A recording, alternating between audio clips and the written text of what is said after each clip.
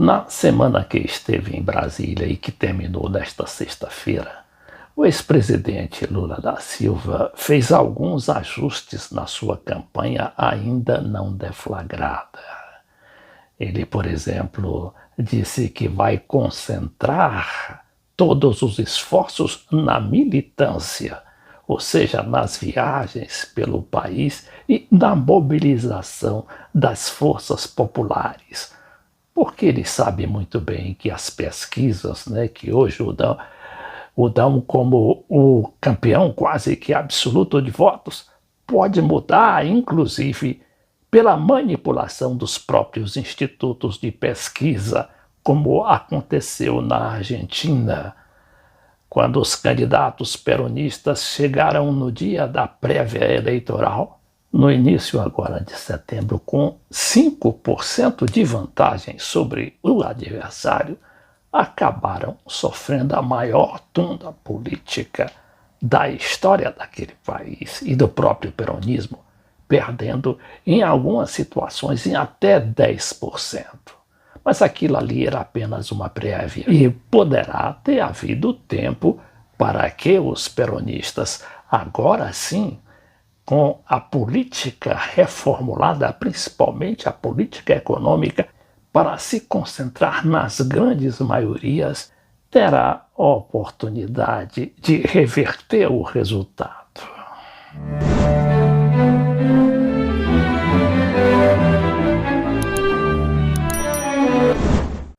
São importantes esses ajustes que, sabidamente e malandramente, a mídia não deu o devido destaque. Preferiram aqui falar, que Lula justifica a ausência em atos contra Bolsonaro e muda tom sobre regulação da mídia. Que aqui, nessa questão da mídia, ele também tem razão, porque a mídia, a regulação da mídia, a gente sabe que é uma mensagem que o povo não entende. É necessária a regulação da mídia.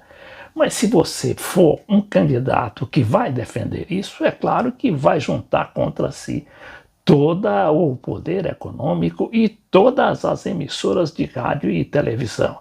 Que candidato no Brasil poderá resistir a essa pressão? E esse também é um assunto que não se comenta ou não se anuncia. Se for o caso, se faz quando ganhar a eleição. Outro exemplo da regulação da mídia da Argentina, que fizeram lá, a Cristina Kirchner como presidente, fez uma das legislações mais avançadas do mundo, mas que foi desmantelada completamente depois que o Macri assumiu a presidência em 2015 e não restou pedra sobre pedra. O governo agora peronista não conseguiu recuperar nada do que foi perdido. De qualquer maneira, o Lula poderá se beneficiar dos desastres praticados por esse governo e também pelo sistema econômico que controla o governo, que são esses preços terríveis, a inflação que bateu os 10%, e a gente sabe que a inflação nunca para quando começa nesse patamar de 2 dígitos. E os preços dos combustíveis, os preços nos supermercados. Isso também é um fator que poderá atrapalhar duramente o processo eleitoral, com perspectiva de greves, de tumulto nas cidades. Então não será um pleito fácil. O Lula também tinha que se reunir com os caciques políticos em Brasília para ajustar alguns aspectos, alguns pontos da campanha. E ele não teve muita sorte, porque ali enfrentou a resistência do PSOL, por exemplo, que querem impor a candidatura do Boulos, o Guilherme Boulos, lá em São Paulo. Mas só que o Lula tem um seu candidato, que é um candidato forte, que é o Haddad, o Fernando Haddad, ex-prefeito, ex-candidato à presidência da República. Vai ser difícil fazer essa arquitetura política. Mas o Lula já provou que é bom nisso, né? Nos arranjos políticos e principalmente nos recuos que ele é obrigado a fazer ao longo de toda a sua vida de líder sindical e de líder político. Mas vamos aqui a esse material da Folha, não é, dizendo que o Lula afirmou nesta sexta-feira que não foi aos últimos protestos de rua organizados pela oposição a Jair Bolsonaro por questões sanitárias e para evitar transformá-los em atos políticos. Tá certo é que o Lula ele não pode ir para esses atos, não é? Porque indo para esses atos ele só vai procurar problemas. Problema de saúde, que ele já tem 75 anos, né? Pode inclusive sair lá com uma bela de uma Covid e depois, né, ser atacado ali como foi o candidato do PDT, o Ciro Gomes. É claro que aqui a Folha, que pertence à grande mídia, o conglomerado midiático, disse que em entrevista o ex-presidente também mudou o tom de sua fala com relação ao tema da regulação da mídia e afirmou que este é um assunto de responsabilidade do Congresso Nacional e dos partidos, e não do presidente da República. Antes, nas últimas declarações, o petista defendia a regulamentação sem tentar se distanciar do assunto, como fez nesta sexta-feira. Isso é verdade. E é caracterizadamente um recuo do Lula. E um recuo que, louve-se, porque se ele continuasse com esse tipo de mensagem radical, extremista, ele sim compraria uma grande briga e só tenderia a perder. O que se propõe é que, em algum momento da história do Congresso Nacional, este tema, que é a regulação da mídia, possa ser debatido. É um tema do Congresso. Em algum momento, os partidos vão debater. O que ninguém pode é ter medo de um debate sobre isso, afirmou Lula nesta sexta-feira. A mudança de tom atende a apelos que o petista ouviu em conversas com aliados nesta semana, que pediram a ele que evitasse adotar a regulação da mídia como um mote de sua campanha eleitoral.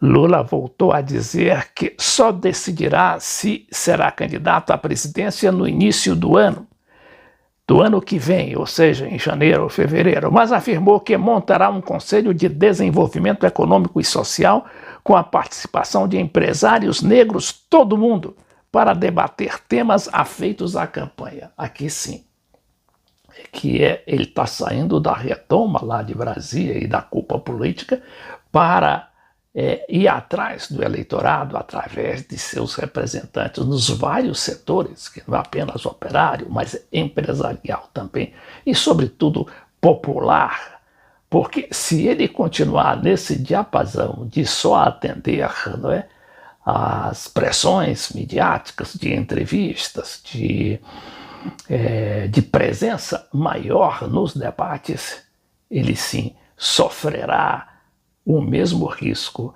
que sofreram os peronistas. Aqui na mídia alternativa, através desse artigo da jornalista Tereza Cruvinel, a gente vê um outro Lula, né, sendo tratado como candidato com perspectiva real de poder. Ela lembra que antes as entrevistas do Lula não eram frequentadas pela grande mídia, que ignoravam solenemente, né, as entrevistas do ex-presidente, que se limitava àquelas emissoras do interior ou grupos regionais de jornalismo e comunicação. Mas a Tereza, lá embaixo, aqui desse material, diz coisas importantes. Por exemplo, quando o ex-presidente destaca que quer um Estado forte, porque só um Estado forte, segundo ele, será capaz de fazer casa popular subsidiada para o povo que está desempregado e ganha pouco. Quer um Estado capaz de melhorar o SUS, que era tripudiado antes da pandemia e agora é endeusado por quem tripudiava sobre ele, sobre o SUS. O SUS é uma coisa extraordinária. Não quero um Estado empresarial, mas um Estado com força para ser o indutor do desenvolvimento. Um Estado que cuide das pessoas sem preocupar com o gasto de cuidar das pessoas. Esse Estado socialmente justo que quero para esse país.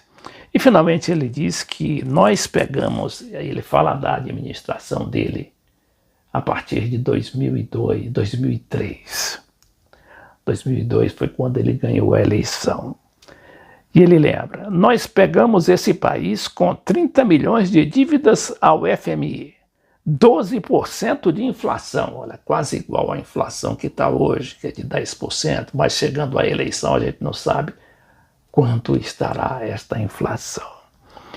12 milhões de desempregados, hoje tem 14 milhões, mas a população era um pouco menor. E o Malan, que era o ministro da Fazenda, que era um bom homem, tinha de ir todo final de ano até Washington, na capital dos Estados Unidos, buscar dinheiro para fechar o caixa no Brasil.